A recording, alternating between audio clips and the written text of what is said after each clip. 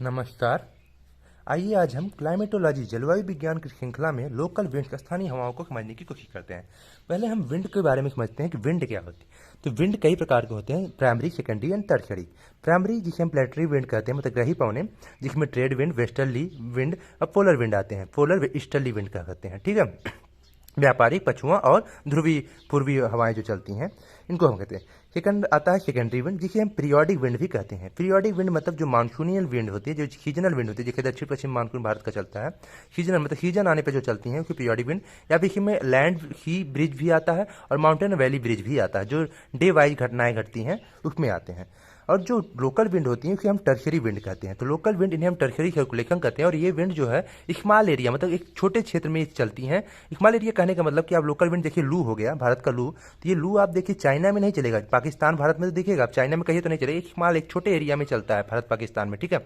स्थानीय दिखाओ क्या कहते हैं कि लोकल जो कंडीशन होते हैं उससे ये उत्पन्न होता है, वहाँ की जो लोकल कंडीशन होता है उसी से ये उत्पन्न होता है, ठीक है। ध्यान दीजिएगा, जो विंड्स होती हैं वह जहाँ से चलती हैं उनका नाम उन्हीं के आधार पर रखा जाता है। कहने का अर्थ हुआ, जहाँ के पवने आ रही होती है, विंड आ रही होती है, पवनों का नाम उसी आधार पर रखा जाता है, ठीक है। विंड का नाम उसी आधार पर रखा जाता है। देखिए आप देख लीजिए, सागर सी ब्रिज है, तो सी ब्रिज में क्या करिए, यहाँ पे क्या होता है, सी से हवाएं चलती हैं, इसलिए हम सी ब्रिज कहते हैं। अभी लैंड ब्रिज पढ़ेंगे तो लैंड की हवाएं चलेंगे तो लैंड ब्रिज कहते हैं। देखिए आप वेस्टर्ली देखिए, तो वेस्टर्ली पछुआ पवन कह जाते हैं, ये वेस्ट की चलती है, वेस्ट के ईस्ट की तरफ जो आपकी पछुआ हवाएं चलती हैं वेस्ट की ईस्ट की तरफ, इसलिए वेस्टर्ली कहते हैं। पोलर ईस्टर्ली है तो ईस्ट की चलती है, ठीक है। इसी प्रकार से जहाँ के पवने चलती है उन्हीं के नाम के वह नाम रखा जाता है। तो सी ब्रिज में अगर हम देखें तो ध्यान दीजिएगा, ये दिन के समय होता है। सी ब्रिज जो होता है, सागरी जमीन, ये दिन के डे के टाइम होता है, इन डे। स्थलीय भाग, लैंड भाग जो होता है वह जल की अपेक्षा, मतलब वाटर बॉडी की अपेक्षा शीघ्र, मतलब कि तेजी से गर्म हो जाता है। अतः हवाएं जो होती हैं वह ही से लैंड की तरफ चलने लगती हैं। कहने का अर्थ ये हुआ, जब दिन रहता है तो सन रे जो है, आपको मालूम होगा कि लैंड जो है तेजी से गर्म होता है और सी की तुलना में। सी में क्या होता है कि स्पेसिफिक हीट जो रहती है वह अधिक पाई जाती है और लैंड की तुलना में। तो स्पेसिफिक हीट अधिक पाई जाती है, ट्रांसपेरेंट रहता है तो जल्दी गर्म नहीं हो पाता सी। वहीं लैंड की अपेक्षा लैंड तेजी से गर्म हो जाता है और तेजी से ठंडा भी होता है, ठीक है। तो तेजी से गर्म होने की वजह दिन में इसमें क्या होता है, यहाँ पे लो प्रेशर बन जाता है और हवाएं हल्की होकर ऊपर उठती हैं। और यहाँ पे हाई प्रेशर रहता है ही के पास, तो हवाएं हाई से लो प्रेशर की तरफ चलती हैं, ऊपर जेट स्ट्रीम का फॉर्मेशन होता है। तो कहते हैं कि ही से लैंड की तरफ हवाएं चलती हैं, मतलब सागर के स्थल की तरफ चलती हैं हवाएं, क्योंकि सी पे हाई प्रेशर और लैंड पे लो प्रेशर होता है। ध्यान दीजिएगा, सी ब्रिज में 10 से 11 बजे के करीब, मतलब कि सुबह 10 से 11 बजे के करीब आपको ये स्टडी, मतलब ये शुरुआत होती है, high pressure low pressure belt बनना शुरू हो जाता है। और 1 से 2 बजे के बीच में सर्वाधिक, मतलब दोपहर में आपको सर्वाधिक सक्रिय, मतलब मोस्ट एक्टिव मिलेगा। ये मतलब कि जो सर्कुलेशन है बहुत ही एक्टिव, तेजी तेजी से चलने लगेगा। और 8 बजे रात्रि के समाप्त, मतलब कि 8 बजे रात को ये एंड हो जाता है, समाप्त हो जाता है। ध्यान दीजिएगा, जो लैंड सी ब्रिज होता है वह most active in the summer season, मतलब गर्मी के सीजन में सी ब्रिज आपको मोस्ट एक्टिव दिखेगा। कारण ये होता है कि गर्मी के सीजन में ज्यादा टेम्परेचर आपको मिलता है, ठीक है। तो ज्यादा टेम्परेचर मिलेगा तो ज्यादा एक्टिव रहेगा। तो जो गर्मी सीजन रहेगा, डे ड्यूरेशन जो दिन की अवधि रहती है वो लंबी रहती है। इसलिए आगे बढ़ते हैं, हम लैंड ब्रिज को समझने की कोशिश करते हैं। लैंड ब्रिज सी ब्रिज का ही उल्टा होता है और इसमें प्रोसेस होती है, इसमें रात में ये घटनाएं घटित होती हैं, ठीक।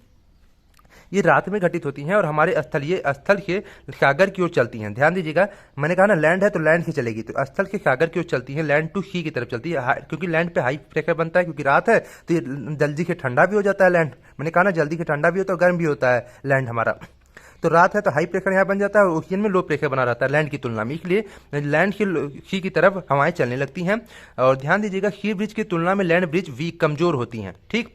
हवा की स्पीड में सी ब्रिज क्यों हाई होती है, क्योंकि सी ब्रिज की जो मतलब कि सर्कुलेशन होता है बहुत हाई रहता है। कारण ये होता है कि दिन के समय जो है अधिक तापमान मिलता है और जिसलिए यहाँ पे लो प्रेशर बेल्ट अच्छा खासा बन जाता है और ये प्रोसेस बहुत तेजी से चलता है। मैंने कहा ना कि दोपहर में बहुत तेज सक्रिय हो जाती हैं, तो इनका स्पीड जो है बहुत तेज रहता है। लैंड ब्रिज में क्या है, रात में क्या रहता है, धीरे धीरे ठंडा होती है, धीरे धीरे गर्म, धीरे धीरे अपना चलती हैं, इसलिए यहाँ पे आपका जो स्पीड होती है हवाएं की वो बहुत ही कम पाई जाती हैं। ध्यान दीजिएगा, लैंड ब्रिज को हम डॉक्टर विंड भी कहते हैं, ठीक है, क्योंकि ये जो ड्राई विंड होती है, ड्राई विंड होती है तथा कोस्ट के किनारे, सागरों के किनारों पर रहने वाले लोगों के लिए स्वास्थ्यवर्धक होती है, ठीक है। इस सी ब्रिज और लैंड ब्रिज को इस माध्यम से आप समझने की कोशिश करिएगा, होगा तो अच्छे समझ में आए। जैसे सन की रे यहाँ पे पड़ रही है लैंड पे, तो यहाँ पे लो प्रेशर बन रहा है, ठीक है, दिन के समय है, ठीक है। तो ये सी ब्रिज की स्थिति है। लैंड यहाँ पे लो प्रेशर पड़ रहा है तो हवाएं जो हल्की होकर ऊपर उठ रही हैं, और यहाँ पे हाई प्रेशर पड़ रहा है क्योंकि यहाँ पे आपका स्पेसिफिक हीट जो है अधिक है, तो जल्दी गर्म नहीं होती लैंड की तुलना में। तो यहाँ पे हाई प्रेशर रहता है तो हवाएं जो है ओशियन के कूल एयर जो है ओशियन के लैंड की तरफ चलती है, और ऊपर जाकर ढकेलती हैं गर्म हवा को। ऊपर जाके जेट स्ट्रीम रहता है, warm air from the land, warm air जो है लैंड से आता है, और फिर ये सर्कुलेशन बन जाता है। ठीक है, दिन के समय घटनाएं हो गई। अब आगे बढ़ते हैं लैंड ब्रिज पे ध्यान दीजिए। लैंड ब्रिज में क्या होता है कि हमारे लैंड से सी की तरफ चलेंगे, जहां के ब्रिज बनेगा उसी की लैंड है तो लैंड ब्रिज, लैंड की हवाएं चलेंगी। ठीक है, तो रात में ये घटनाएं घटित होती हैं। रात में ध्यान दीजिएगा, यहाँ पे हाई प्रेशर हो जाता है लैंड पे, और सी के प्लस लो प्रेशर हो जाता है तुलना में, तो ये जल्दी ठंडी हो जाती है, इसलिए यहाँ पे हाई प्रेशर बन जाता है। तो ये क्या है, तेजी से cool air from the land, land से ठंडी हवाएं चलती हैं, और सी का जो वार्म एयर रहता है ऊपर की तरफ चलता है। ये उतनी स्पीड नहीं रहती जितनी स्पीड आपको लैंड मतलब सी ब्रिज में मिलेगी, क्योंकि यहाँ पे सन की रोशनी बहुत ज़्यादा प्रभाव डाल देती है टेम्परेचर में चेंजेस करने के लिए।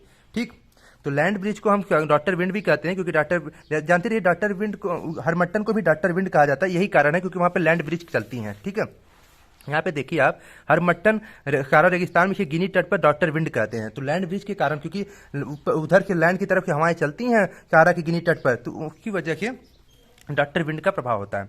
अब आगे बढ़ते हैं, हम माउंटेन एंड वैली ब्रिज को समझने की कोशिश करते हैं। तो माउंटेन ब्रिज को हम कटावेटी विंड कहते हैं, कटकटाटी जो ठंडी पड़ती है, देखिए कट ठंडी रहती है। तो ध्यान दीजिएगा कि माउंटेन कोल्ड विंड रहता है। ठीक है, ये रात में चलती है। कोल्ड एयर जो रहता है flow down the mountain to valley, mountain से लेकर, ये देखिए मैंने माउंटेन वाला यहाँ बनाया है, आपको अगर दिख रहा हो, तो यहाँ पे क्या होता है कि माउंटेन से नीचे की तरफ कोल्ड एयर आती है रात में, और यहाँ पे फ्रॉस्ट का निर्माण होता है। ठीक है, ये चीज़ समझ में आ रही होगी। और आगे बढ़ते हैं, वैली ब्रिज को समझने की कोशिश करते हैं। वैली ब्रिज, इसे हम एनावेटिक ब्रिज भी कहते हैं वैली ब्रिज को।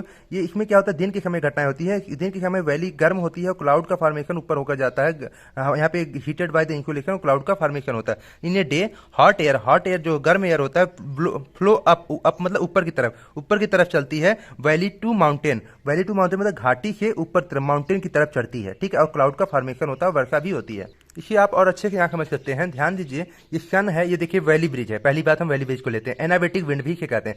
सन है, इस पे इंसुलेशन पड़ा घाटी की तरफ, दिन रहता है, दिन के समय वैली ब्रिज चलती है, तो इंसुलेशन पड़ा घाटी की तरफ, यहाँ पे लो प्रेशर बना, ऊपर जाके हवाएं चली और हाई प्रेशर आकर इसे ढकेल दी, यहाँ पे क्लाउड का फॉर्मेशन हुआ। उसी तरफ इस तरफ घाटी पे ये घटनाएं घटी और क्लाउड का फॉर्मेशन हुआ, और फिर आपका वर्षा भी होती है। अब वहीं पर हम कैटावेटिक या माउंटेन ब्रिज को देखें। माउंटेन ब्रिज या कैटावेटिक ठंडी कट ठंडी रहती है ना।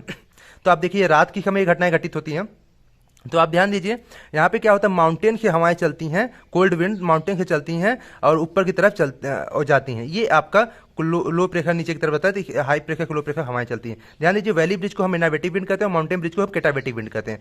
ड्यूरिंग द डे, दिन के समय क्या होता है, हॉट एयर गर्म एयर जो है ब्लो अप। ध्यान दीजिए, दिन के समय हॉट एयर जो है गर्म होता है, flow heated by the insulation, गर्म होकर ब्लो अप मतलब ऊपर की तरफ जाता है। ब्लो अप मतलब ऊपर की तरफ जाता है, माउंटेन की तरफ, ठीक ऊपर की तरफ, घाटी की वैली के माउंटेन की तरफ चलता है। वाइल जबकि नाइट के समय क्या होता है, देखिए ये कैटावेटिक वाली थी, नाइट के कोल्ड एयर फ्लो डाउन नीचे की तरफ, कोल्ड एयर जो माउंटेन की है वो फ्लो डाउन नीचे की तरफ आता है। द माउंटेन की कोल्ड एयर नीचे की तरफ आपका आता है। ठीक, both near the ground surface, सभी घटनाएं ग्राउंड सरफेस की पाक होती है।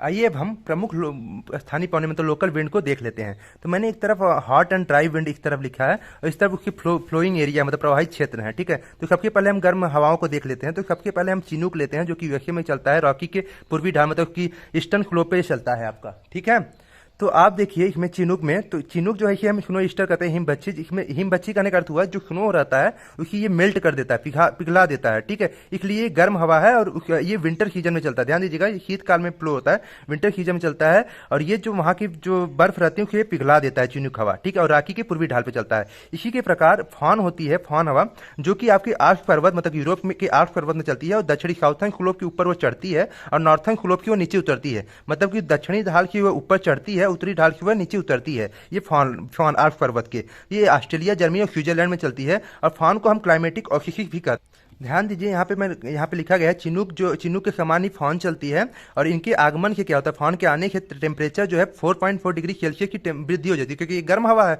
तो और जो बर्फ होते हैं, आइस मतलब स्नो होते हैं, वो पिघल जाते हैं, मेल्ट हो जाते हैं, और घाटियों का मौसम जो है सुहाना हो जाता है। वैली का जो मौसम है सुहाना हो जाता है। इसी कारण स्विट्जरलैंड की जो वैली होती है शीतकाल में, विंटर सीजन में क्लाइमेटिक ऑक्सीसिस कहा जाता है उनको। ठीक है, बसंत में इनके आगमन से हिम के पिघल मतलब स्नो के मेल्ट हो जाने से कृषि कार्य मतलब एग्रीकल्चर कार्य शुरू हो जाता है। ठीक है, ध्यान दीजिए, इसी तरह की जो गर्म और शुष्क हवाएं हैं वो अर्जेंटीना में प्रभावित होती हैं, जिन्हें जोंडा कहा जाता है। तो मैंने यहाँ आगे बताया है कि जोंडा जो है, फान के बाद जोंडा, जो कि अर्जेंटीना में प्रभावित होती है। दूसरी हम लेते हैं शांता आना। शांता आना जो है वह दक्षिणी साउथर्न कैलिफोर्निया में चलता है, यूएसए के। इसे हम क्लाइमेटिक हजार्ड कहते हैं।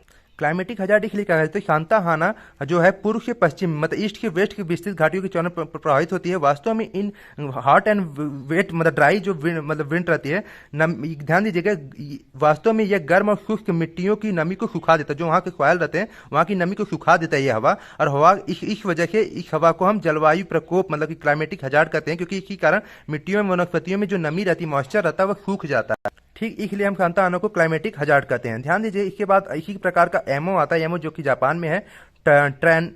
ट्रेमेंटानो है जो कि मध्य यूरोप में चलता है। तो इन्हीं के आधार पे है। तो यामो जापान में चलता है, शांता आना की ही समान है। तीसरी गर्म हवा देखें हम तो हरमट्टन है। हरमट्टन सारा रेगिस्तान, मैंने अभी बताया ना कि हम डॉटर विंड भी कहते हैं, गिनी के तट पर डॉटर विंड भी कहते हैं। कि हरमट्टन के समान ही आपकी ब्रिक फेल्डर चलती है, जो कि ऑस्ट्रेलिया की विक्टोरिया प्रांत में चलती है। ऑस्ट्रेलिया के विक्टोरिया प्रांत के मरुस्थल में चलती है, ठीक, ब्रिक फेल्डर, ठीक। और ब्लैक रोलर चलती है हरमट्टन के समान ही यूएसए के ग्रेट प्लेन्स में। शामल चलती है आपकी मेसोपोटामिया और फारस की खाड़ी में। और नॉर्वेस्टर चलती है न्यूजीलैंड में। सब लोग जानते होंगे नॉर्वेस्टर जो न्यूजीलैंड में चलती है। आगे बढ़ते हैं, गर्म हवा में शिरक्को है। शिरक्को जो कि इटली में चलती है, और इसी सहारा के उत्तर में मेडिटेरियन सी से नमी लेकर ये दक्षिणी इटली में ब्लड ट्रेन का वक्त वर्षा करती है। शिरक्को को दक्षिणी सहारा और मुख्यतः सूडान में हबूब कहा जाता है। शिरक्को के अन्य नाम अगर हम देखें तो मिस्र में खमशीन कहा जाता है, लीबिया में गिबली कहा जाता है, और ट्यूनीशिया में इसे चीली कहा जाता है, ठीक है। और आगे बढ़ते हैं, हिमूम को अरब रेगिस्तान में हिमूम कहा जाता है, शिरक्को जैसी हवाएं जो चलती हैं। और लेस्ट मेड्रिया मोरक्को में कहा जाता है, और लेवेचे इसे स्पेन में कहा जाता है। तो यही बात थी कि इसे मडिरा मोरक्को में लेस्टी कहा जाता है, और स्पेन में लेवेज कहा जाता है। उत्तरी अफ्रीका में, अरब में इसे हम खमशीन कहते हैं, ठीक है।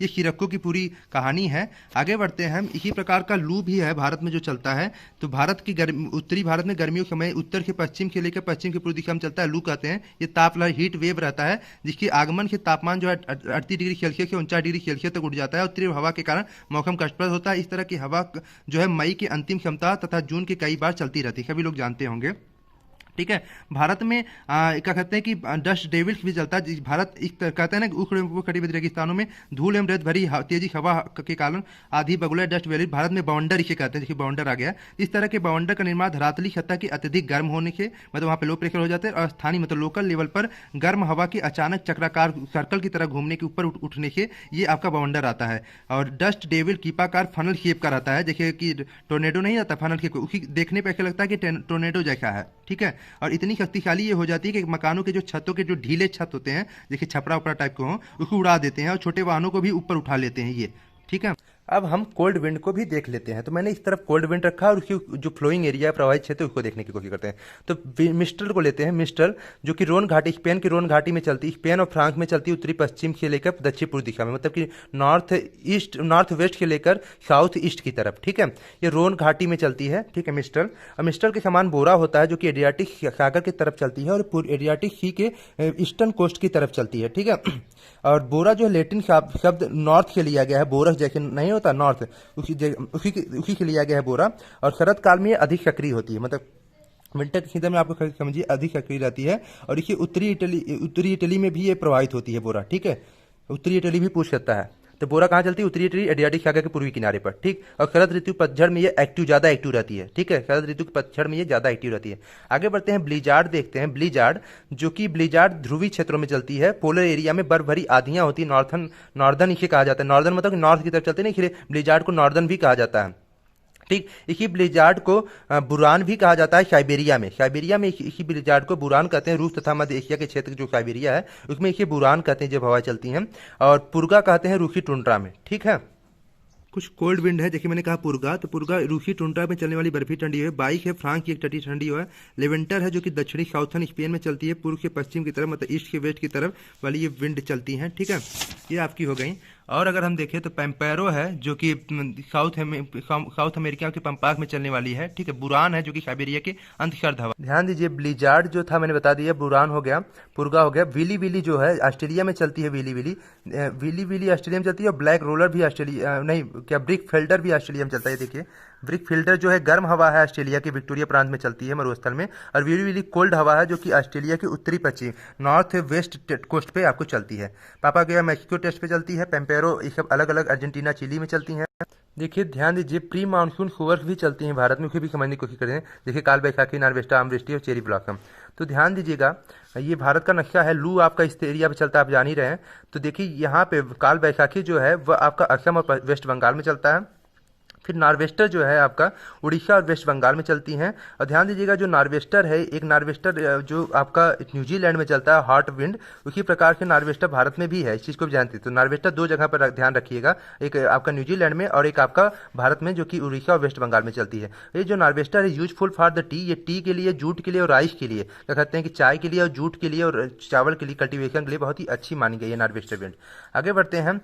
इधर पे आप देखें चेरी ब्लॉसम जो कि कर्नाटक में चलती है, कर्नाटक और केरल में cherry blossom useful for the blooming of coffee flower, जो कॉफी के जो फ्लावर हैं उसके लिए ये ज्यादा फायदेमंद है चेरी ब्लॉसम। और तीसरी तक चौथा देखिए आम्रवृष्टि मैंग्रो फ्लावर जो कि केरल में आपका चलता है। इसी मैंने शॉर्ट में लिखा काल बैसाखी जो कि प्री मानसून फ्लावर है, असम वेस्ट बंगाल पूछता है। नार्वेस्टर आपका Orissa West Bengal use for tea jute rice cultivation. Cherry blossom Karnataka में चलता है, useful for the blooming of coffee flower, मतलब कॉफी के फूलों के खिलने के लिए ये बहुत ही फायदेमंद होता है चेरी ब्लॉसम, जो कि कर्नाटक में चलता है। मैंगो फ्लावर जो कि केरल में चलता है।